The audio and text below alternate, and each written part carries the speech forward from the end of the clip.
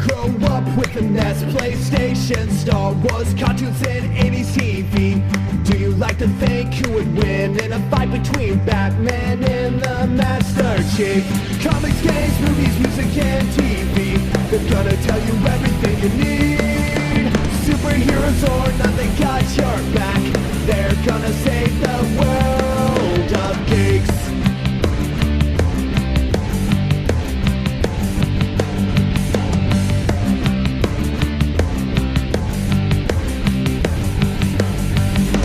Games, movies, music, and TV, they're gonna tell you everything you need. Superheroes or not, they got your back. They're gonna save the world of This Week in Geek. This Week in Geek.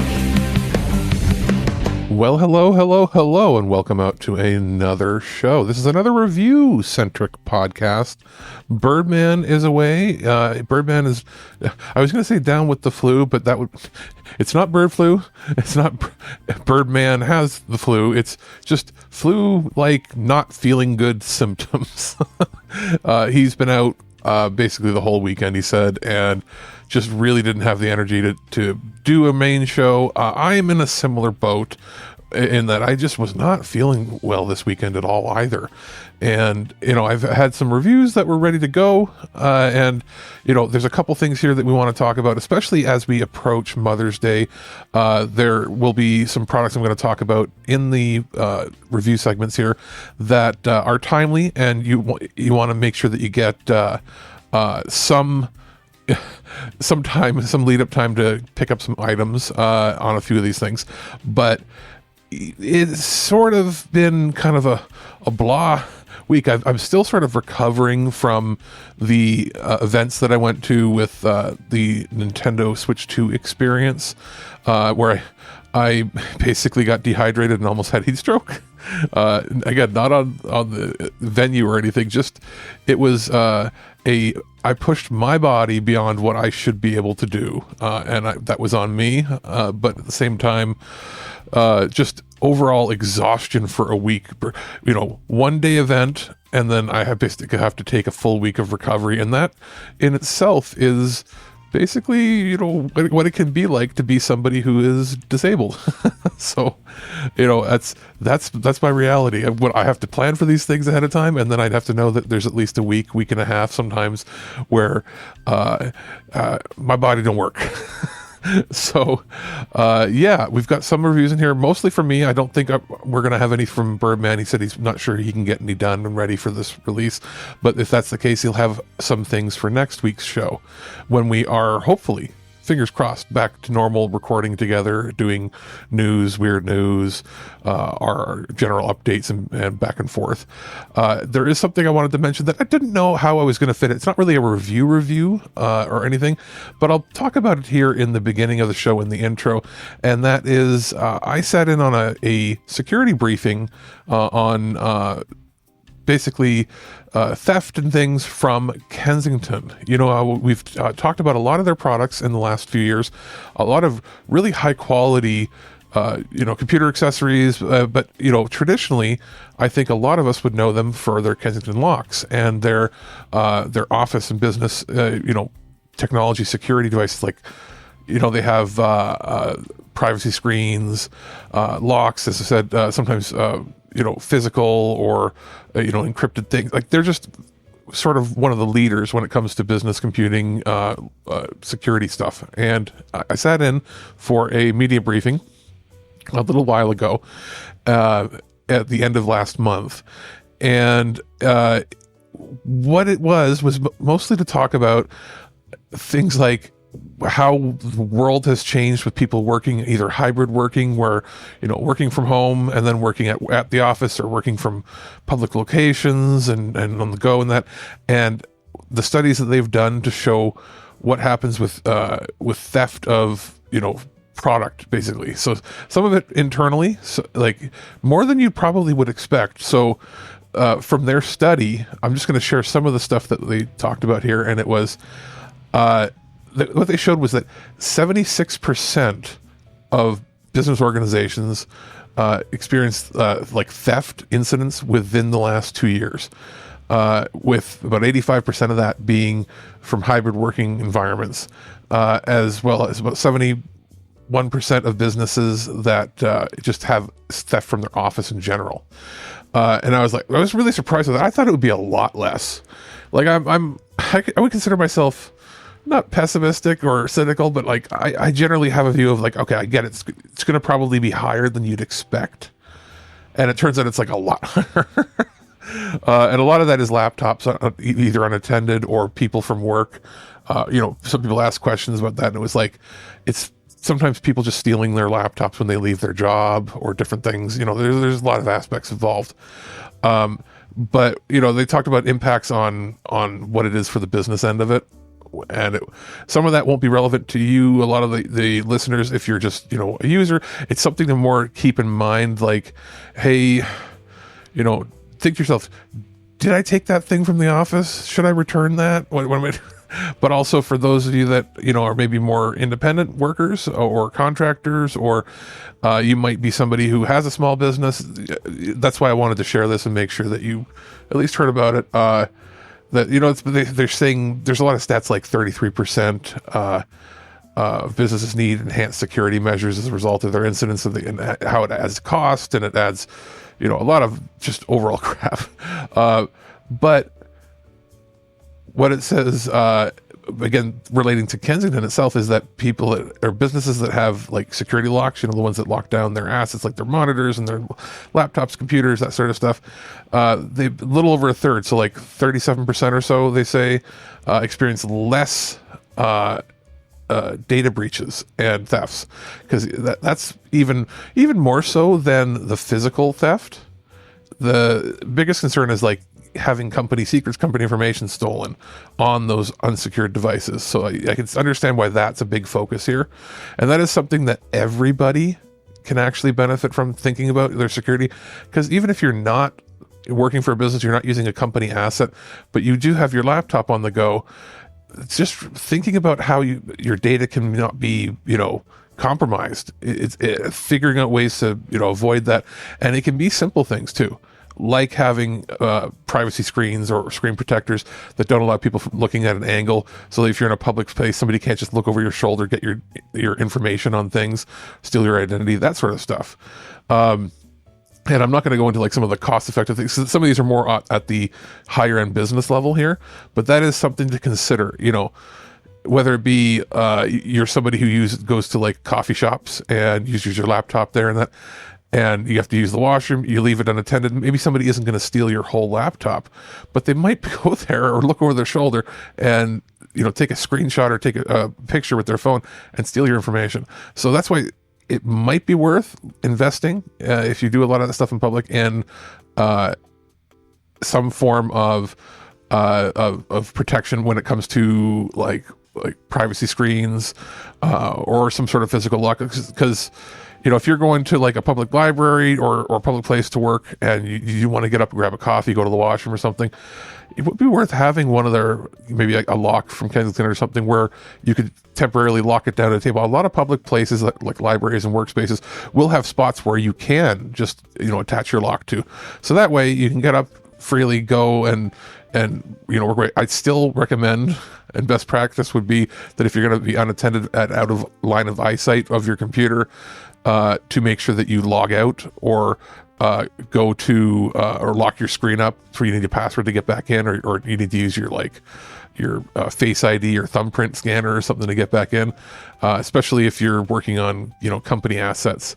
But each business that you work for will probably have a different set of security protocols to follow. But even for you as just like a general user, if you're going to do that stuff out in public, it's not a bad idea to have things either locked down physically, or at least make it more difficult for somebody to actually look at your information.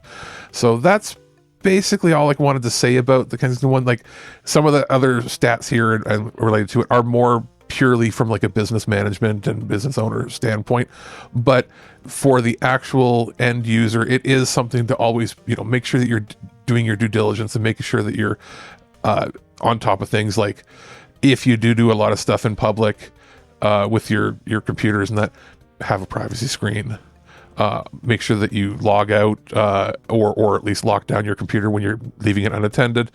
And if at all possible, have a lock or something to physically lock it down to the table or a workplace that you're working at if you're going to be leaving the table to, go do something. And that's pretty much that. So we've got a few reviews here. We've got some movies. We've got some games. Well, I don't know what else we've got just yet. I'll see what we have in the recording pool. But that's going to do it for me. I'm going to come out back at the end just to sort of give an update on some of our programming. So without further ado, let's go straight into the reviews. Well, it's the beginning of May, and that means it's time for a movie roundup discussion here. We've got 4 releases, 2 from 88 Films and 2 from Mill Creek that I wanted to mention that you might want to be picking up for yourself. Somewhat different genres, somewhat similar. We'll get into the first couple here. This are from 88 Films. The first one here is Gate of Flesh. This is another one of those limited collector's editions that come with a numbered slip. It's one of 4,000 releases. You're going to get it pretty much random when you order it. But what is this movie? It is a film from Japan that is about the during the Tokyo occupation, Allied occupation, World War II, or just after World War II. And it's about a group of prostitutes that end up forming their own underground gang. And it's another one of the crime films. We talked about a few of them in the last little bit from them. Pretty well made overall. Late 80s, 1988, I believe. It is in Japanese mono, as a lot of films from that era were there. Stereo and surround is not a thing in most parts of the world outside of North America at that time when it came to filmmaking. But the audio and dialogue is really clear and easy to hear. The acting is great. It is in standard widescreen matte 1:85:1 aspect ratio.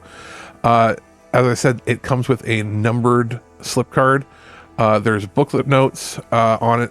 There is brand new English subtitles. There is, and it is easy to follow. It's good. It's not like stilted. It's actually very well translated. There's audio commentaries on here. There is an introduction with interviews of tattoo artists because it deals with tattoo culture in Japan and how that's sort of a taboo and a no-no in some reasons, and you'll sort of see why. There's a stills gallery. There is an original trailer. There is also a newly commissioned artwork for the cover, which is actually really nice.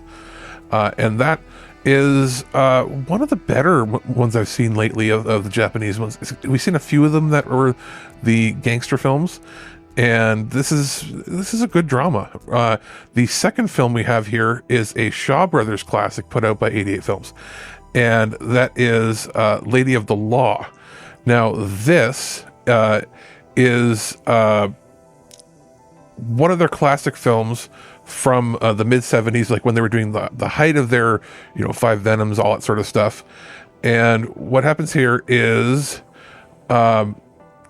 it's about a, in quote, crime-busting super swordswoman who is going after an escaped criminal, but she actually doubts that he's guilty and, is trying to uncover, a mystery / conspiracy surrounding it. It has a bunch of people that you would have seen from all the Shaw Brothers films because, they used a stable roster of actors and actresses for it. It's a fun, sword and kung fu film from the era. Pretty, generic plot, but that's not what you're not really going for this for, like, high drama. You're going to Shaw Brothers movies because they make you feel good when you watch. This is a limited edition. It comes with a slipcase with all new artwork. It has a brand new HD transfer from the CinemaScope ultra wide aspect ratio, which is great because the Shaw Brothers did a lot of these in ultra wide, and they hold up quite well in today's viewing, especially on like modern televisions. It is in the original 2.0 Mandarin mono, so it's going to be the same audio out of left and right speaker. It has newly translated subtitles, which again, easier to follow. Stills gallery, reversible sleeve, and audio commentary included. The audio on this is in mono PCM, so it's completely uncompressed, and that makes all the difference, because a lot of these older Shaw Brothers movies can have weaker audio. It usually happens to be the hardest aspect, because a lot of the optical audio tracks and or even the magnetic tape tracks from that era, if they weren't from Hollywood, they tend to be kind of muffled. This is actually pretty clear and easy to follow, so that actually is worth it. If you're a big fan of Shaw Brothers movies or kung fu period pieces from the era, worth picking up for sure. You probably already have it on your radar. If not, it is one of the better ones to start with. And now for the final two movies or releases, we're going to talk about quickly, are two from Mill Creek. We've got another one of the Ultraman sets. This is Ultraman Trigger, new generation Taiga. And this is another in their long line they've been putting out of the Ultraman sets. It has all 25 episodes plus the Ultraman Trigger Episode Z. And it contains another one of their playable cards from the trading card game that they've been putting out in pretty much every release the last, I think, at least a year or so, which is pretty awesome. It's one of the solid releases. It's not my favorite series of the bunch, but I do love that they keep putting all these out. They are of high quality when it comes to the actual Blu-ray releases. You'd have to...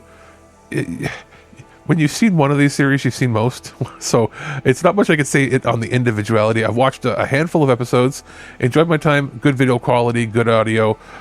They're just, great to throw on and have in the background if you want to just unwind and relax. And the other release that they have here is a Blu-ray set in a steelbook with a slipcover, and that is the new Masters of the Universe Revelation and Masters of the Universe Revolution.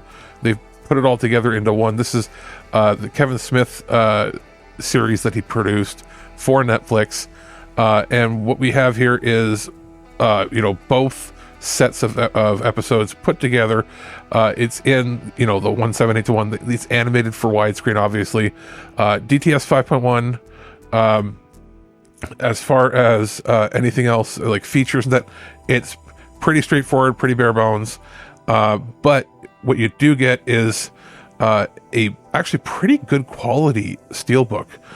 If you've been a fan, like this was pretty hyped and pretty well regarded when it came to people wanting to see it when it came out on Netflix. And Netflix doesn't have the greatest track record when it comes to putting stuff on home video, because it sort of, I think, eats into their market a little bit. But I'm always happy to see when a release like this comes out. Just under 7 hours or so in total.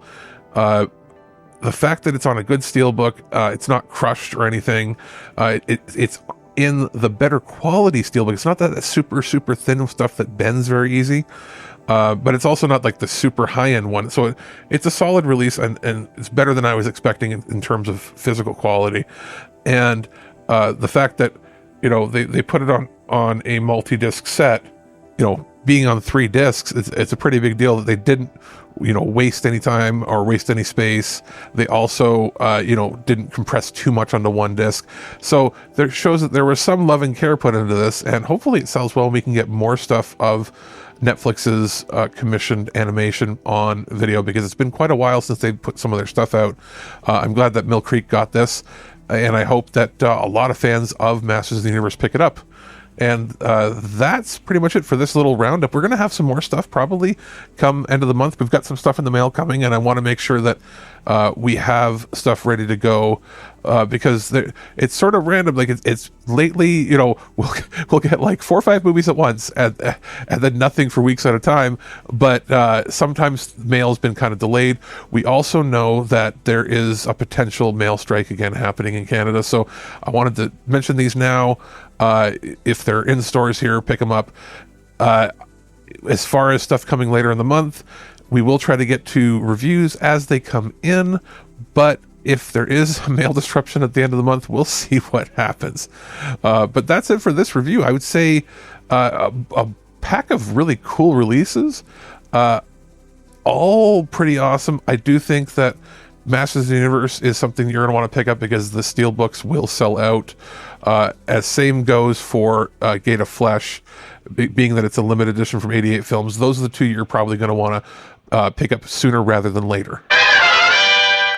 Mother's Day is right around the corner, and I was contacted by Fujifilm Printlife. Now, we've covered products for Fujifilm in the past, especially their Instax cameras for our holiday gift guides a couple years in a row. They make some pretty fantastic products. They're one of the last big names in photography that everybody knows, and their instant cameras are great. But more interestingly here, this is a service that if you've seen a lot of the print on demand companies pop up online, well, Fuji's got their own, and it is called Printlife. And I was contacted saying, hey, for Mother's Day, they're running a bunch of deals. There's actually always, it seems to be, some pretty good promos and stuff going on their website, which we'll obviously have a link to in the description of the show. And they said, would you like to check out some of the stuff for Mother's Day? And I said, let me just pick a few items. You pick your items, you go on their website, you look through the collections that they have, and there's always a section that has like gift ideas with a drop down, so you can select. You can do anything randomly, but also specifically right now for like Mother's Day, there's Mother's gift ideas. And I went through and I picked a couple items, and I added my own pictures to them. You can customize it however you want. You've probably used a service similar to this, but not the exact same one. And then you check out, have it delivered to you. And what I've got, and I'm trying to figure out, should I post these pictures?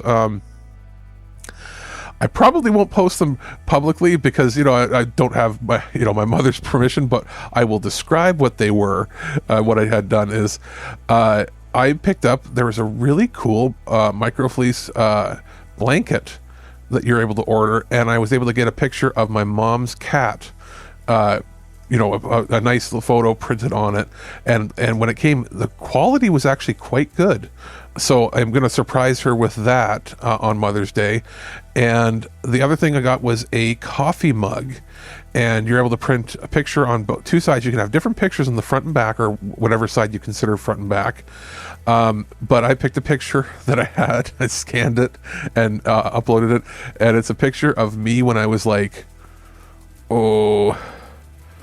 maybe it's either me at like a few months old or me at barely a year, just prior to your, I'm not sure the exact time, but it's sometime in either 1987 or 1988. And a picture of us together, just like, mom holding the baby, smiling at a picture. And I got that printed on the mug, and at the bottom I put down, love you, mama. So she's probably going to cry when she gets it, which is amazing. That's the goal of Mother's Day, right? The goal is, moms don't want, I don't want anything. I don't want gifts. I don't need gifts. I just want to have you come over. Let's have a meal together. I don't need anything. I don't want anything. I'm old and I'm your mom and I don't want anything. How many times have we all heard that? But the goal of us kids is get her something meaningful that will make her cry, the good kind of crying. And that is what I'm assuming and hoping and fingers crossed is going to happen here. I'll have to update everybody on the next show after Mother's Day so we can discuss that. But some pretty cool items, and I think reasonably priced overall. And the turnaround from placing the order to delivery, it's going to vary depending on where you live. In my case, I think the fulfillment center is within Ontario. And I'm southwestern Ontario, so from the point of placing the order and delivery, it was like 3 or 4 days, like business days. It was actually pretty quick. It's going to be maybe a little different depending on where you live, but that in itself is pretty awesome. And if you don't get your order in time for Mother's Day, it doesn't mean you can't get your mother a gift anyway. But that's also something maybe to keep an eye on for, because Father's Day is coming up, and there's tons of cool things you can get done there with stationery and different gift ideas where you can have them customized. They have socks and things too. There was a bunch of different ideas I had, but those are the two that I went with, and I want to make sure to put a link in there for you guys to check out. So if you're looking for a gift, and maybe you're not even able to meet up with your mom on Mother's Day, because we can't always meet up at the exact same time, but you want to give something a little later on, it's something to consider. Again, they're always running different promotions, and they have like little sections for gift ideas for specific events, but you can always check that out on the website. So it's worth checking out. I'm actually very happy with the quality here from Fujifilm Printlife. So worth checking out. Give something to your mama. Tell her you love her. She knows she already knows, but show her and give her a gift that she can't complain about and can't say, I don't need it. That's the trick, is you give her something that has a personalized picture of you and her together. And then if she says, oh, I don't need anything, I don't want anything, then you say, well, you don't love me? and then that starts a whole new thing. But yeah, just pick up something for mom. Hey guys, this is Mike the Birdman here. I'm here to talk about something really interesting we got sent to us from our friends over at Shark. They sent over the Shark TurboBlade ultra powerful bladeless tower fan. I got mine in white. And what this is one of the most unique fans I have ever had the chance to own, because it's bladeless, but it's also vertical and horizontal. It kind of looks like a giant straw, would be a best way to describe it. This thing's pretty tall, so it's going to take up a little bit of room, but the fact that you can turn it horizontal or vertical, which means it will fit in most spaces. The thing that really sets this thing apart, though, is how quickly and how fast this thing can actually cool a room. According to the product specifications, this thing can cool something like a pretty big room, and I want to get the exact kind of number here. It says it has 80 feet of power with 180 degrees of oscillation, which, again, that's pretty friggin' awesome. This thing has 10 different speeds and noise levels. Now, that's kind of important because obviously when I record, I do want to have a fan on so it doesn't get too warm in my recording space and generally in my apartment. But I also like a good fan on when I sleep because, hey, realistically, who doesn't? Plus, with, spring coming to an end and summer quickly approaching, we're going to want to be able to move the air around in our spaces. That might mean placing this in front of an air conditioner. And honestly, I'm seeing this thing almost like a mini refrigeration unit. I'm actually very surprised how cool this thing keeps a room. And surprisingly, like I said, it's not the quietest thing, but if you put it on a low enough setting, it's almost imperceptible, which is something that I really like compared to the other fans. One thing that I've also noticed is I have some kind of a condition where if a fan or anything blows in my face, my eyes tend to immediately start watering. I've noticed with this fan, that doesn't happen. And that's a very big selling point for me for this. Now, also because having a remote control is very important to me, as I can't physically get up and deal with the fan just due to the nature of my disability. Having a remote control that can control all this is also really handy. I do recommend reading the user manual because when it comes to positioning the fan itself, it does take a little bit of getting used to, especially if you want to have it angled in a certain way, if you want to have it rotate around the room a very specific way. You can have it specifically aim right at you, which is kind of what I'm doing with the fan right now in my particular setup. I actually have it set vertical, so it's blasting air in one direction as opposed to blasting it horizontal, and I get a lot more. Just that one narrow strip seems to be doing me quite well. Like I said, I'm really kind of impressed with this. I didn't expect a bladeless fan. I don't really, realistically don't even know how that works, but I really like it. Now, as for some of the negatives for this fan, this is one of these things where it is expensive, and I'm not going to lie to you guys, the price is kind of expensive. Now, looking at the Canadian website from sharkclean.ca, this thing will run you about $350, so $349.99. Do I think it's worth that? I'm gonna go with yes, simply because the amount of air this thing pushes, the fact that it's so customizable and does manage to cool a room fairly quickly. Like I said, I did not expect this fan to be as useful as it is. I'm really looking forward to putting this in front of my air conditioner and seeing how cool we can keep our living room during the summer. As you can imagine, having a different number of electronics in a room does manage to raise the ambient heat level. I really think this fan's going to do the job to keep things cool. So ultimately, my recommendation for the Shark TurboBlade ultra powerful bladeless tower fan, I recommend it. I think this thing is a very much useful thing for keeping small spaces cool, but I could also see this being very useful for helping cool down a large space fairly quickly as well. In my experience, this cools down our small living room very, very quickly, and it's also fairly quiet. I like having the bonus of a remote control. The only downsides I see, it is a little bit pricey, and if you have it set up in the horizontal position, it does take up a little bit of room. But then again, with its wide range of oscillation, it does push around a lot of air. So once again, big thanks to our friends over at Shark for providing us a review unit for this. So once again, that has been the Shark TurboBlade ultra powerful bladeless tower fan, and that gets a recommendation from us here at This Week in Geek. I want to briefly talk about Egging On. The team over at Alibi Games provided a review code for Steam. This is a title that I can't remember if it was Summer Game Fest or if it was the Game Awards. One of those two last year where they showcased this game.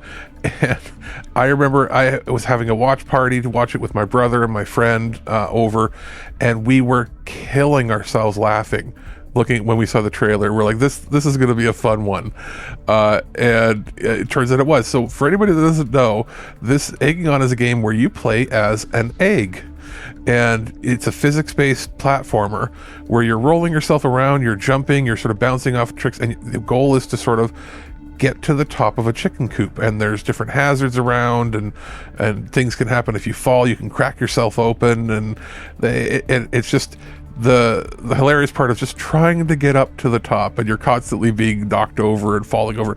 It is like a streamer's dream. You know, if we had a larger stream presence, we're doing it more, regularly, which is a plan eventually here. This would be one of those ones where you could just pop on and just have a ton of fun with people on the stream. And I can confirm it's fun having people around just watching you play and playing back and forth. It obviously works well with the gamepad. That's sort of how it's intended to be played. And there is a narrator behind it. The graphics are great, and they work basically on most hardware now, most computers. And I spent a few hours just trying to go through with my impressions on it. It is fun. It's frustrating, but the fun kind of frustrating, where you end up laughing and just unwinding and being able to do it over and over again. The controls are pretty tight, as tight as they should be for something like this. There is a very good sense of humor involved with the whole design of everything, and I can see myself coming back to this over and over and over again. Just I got to unwind. Give me 10 minutes. I'll just do a session here and see what happens. So it's well worth it. I think if you're on the fence about it, check out a YouTube video. But I'm having a really good time with it so far. Our friends over at Iowa Interactive sent a review code on the PlayStation 5 for Hitman World of Assassination. This is a version that includes the PSVR 2 add-on expansion content, which I had to borrow the VR stuff from family because I don't own one of the sets, and nobody else that I know on the team owns the set, but I wanted to at least get a chance to sample it, as well as sort of check in with Hitman, because I have not played modern Hitman since the first modern reimagining of Hitman came out several years ago now. Well, World of Assassination is sort of like a service / launcher where they you get expansions constantly going to it, where you get different types of assassinations, different missions, and this set actually, when you activated it, that I was sent, included basically the whole first game, as well as I believe parts of the second and third game, and they sort of, you have different versions, different tiers you can get that include basically all of Hitman 1, 2, and 3, plus all the World of Assassination content and additional stuff that comes out. It's a pretty cool package where it has like a launcher that loads everything, and it's been quite some time since I played these games. So, going into it and, jumping back in, it was like, oh, wow, this feels great. I had a good time with it. The VR stuff is pretty intense and pretty immersive. It's a good experience. Again, I'm not sure how many people actually have PSVR 2 that can take advantage of it, but hopefully that price on that hardware comes down so that you can do it. There is also going to be a version on the Nintendo Switch 2, obviously not with the VR stuff, but it's going to be coming on one of those game key cards. We've put in a request actually to get our hands on it once the console comes out for that, and hopefully we'll get a chance to do so and do a little more in-depth coverage. But this is just sort of an impressions, because most of this content had been released previously, and it's just the VR stuff that was added. So pretty solid. They're one of those companies that you can pretty much rely on having good quality content for you to play.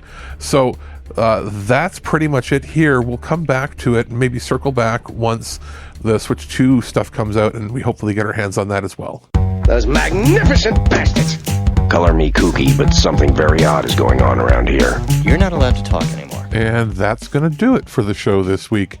Sorry that Birdman and I haven't been able to get together and do like a proper regular show in like forever, but just, mitigating circumstances. He has really been under the weather, both physically and mentally, and just this past weekend really wasn't feeling well. I also wasn't really feeling well this weekend, and it's been a struggle to try to make sure we can actually get together to do stuff. Now, we've got a lot of stuff pre-recorded, and we've got a few other shows sort of in the works that are, topic-based, that aren't as topical, having to follow the news and doing everything that way.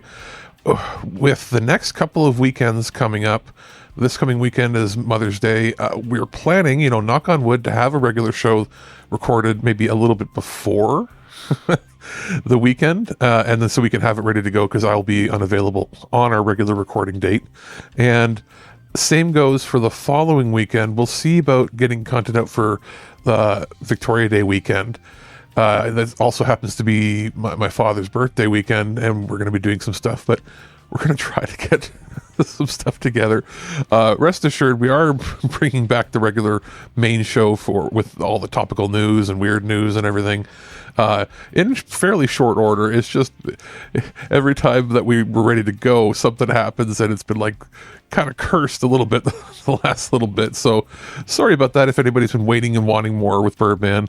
But as of right now, knock on wood, we should be back within the next week or so to make sure that we're back on regular schedule. As far as like anything else that we've got going on, we've got plenty of Earth vs. Soup episodes. We've got brand new Loose Cannons, brand new Future Imperfects that we're ready, working on editing, putting together. Some more Twig Random Access Memories, and probably a few other surprises on the horizon as well. As far as reviews that I'm working on, I have a couple of indie games that I'll be able to discuss in the next week or two. Can't say exactly what they are just yet, but I will have some of that ready to go. And I do have some movies that I know are in transit, and we're just going to wait and see when they arrive. Some really cool, interesting, pretty neat things actually overall.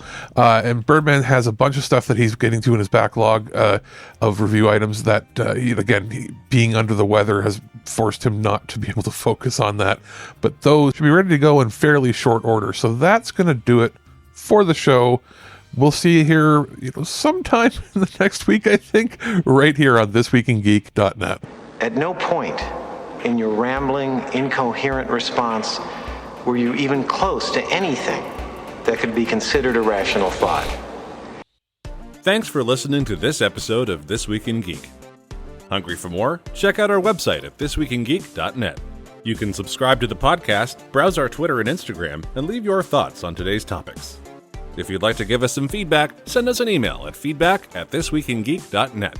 Tune in next time, and remember, lower your shields and surrender your listenership. We would be honored if you would join us. Thank you for your cooperation. Good night.